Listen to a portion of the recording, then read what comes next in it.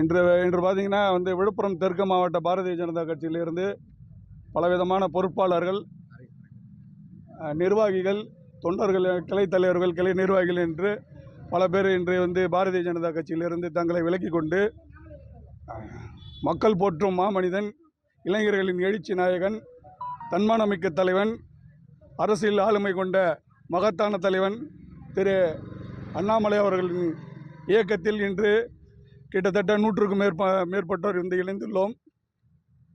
அது அதனால் இங்கே பாரதிய ஜனதா கட்சியிலிருந்து எங்களோட விலகல் கடிதத்தை இங்கே நாங்கள் கொடுக்க வந்துள்ளோம். இந்த கட்சி இந்த இயக்கத்தில் இணைகிறதுக்கு ரொம்ப பெருமிதமாக இருக்குது.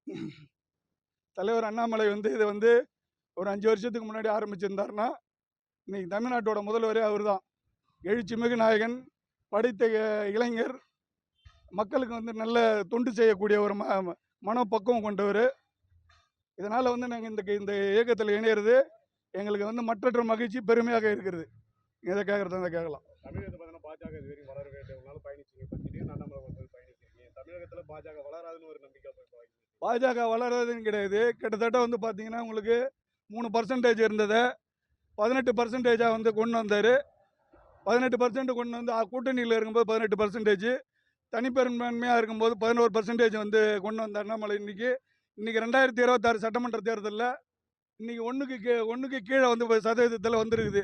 அப்படி பார்க்கும்போது எல்லாரோடைய உழைப்பு வீணாக போனதாக தான் எங்களுக்கு தோணுது.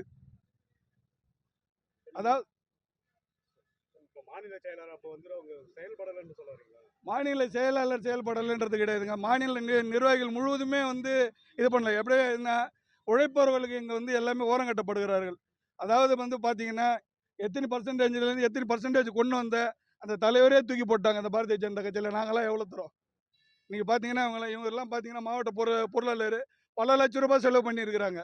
நாங்கள்லாம் 1 லட்சம் 2 லட்சம் 3 லட்சம்ன்ற மாதிரி தான் இவங்கெல்லாம் பல லட்சம் ரூபாய் செலவு பண்ணிக்கிறாங்க. இங்கே இருக்கிற நிர்வாகிகள்லாம் தங்களோட சொந்த பணத்தை போட்டு தான் அவங்களோட கட்சி நிகழ்ச்சி, பேனரு, போஸ்டர் எல்லாமே பார்த்தீங்கன்னா அவங்களோட சொந்த வருமானத்தில் உழைச்ச காசில் தான் அவங்க பண்ணியிருக்கிறாங்க.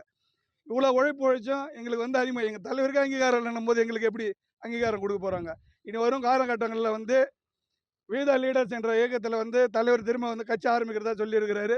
இந்த கட்சி பயங்கர அசுர வளர்ச்சி பெற்று தமிழ்நாட்டோட அடுத்த 2031 தமிழகத்தை ஆளக்கூடிய ஒரு மகத்தான தலைவர் அண்ணாமலை வருவார் என்பதில் எந்த மாற்று கருத்தும் கிடையாது.